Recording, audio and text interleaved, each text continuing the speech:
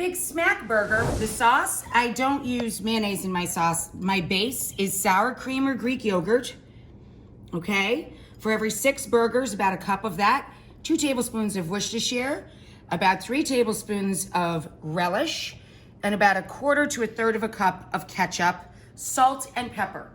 Stir, stir, stir. And that's the classic Russian dressing. And this goes on the yellow cheeseburger with pickles, onions, chopped iceberg lettuce on our sesame seed rolls. Hey guys, it's John. So we're doing the burgers outside. We've got a couple of beef burgers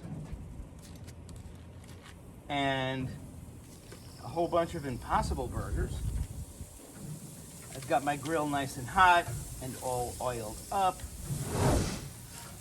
So I'm gonna flip them to the other side. Looking nice and seared. So far, so good.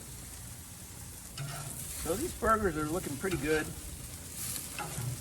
I think I'm going to add some cheese now. So I'm going to do half the burgers with American and half with Swiss.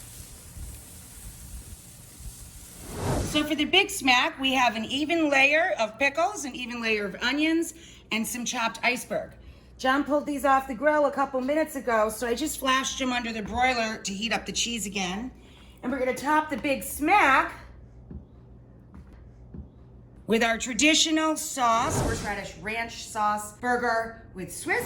My base is sour cream or Greek yogurt, about 2 tablespoons of Worcestershire, about 3 round tablespoons of prepared horseradish, I use Gold's, a fat clove of garlic, let me find my grater.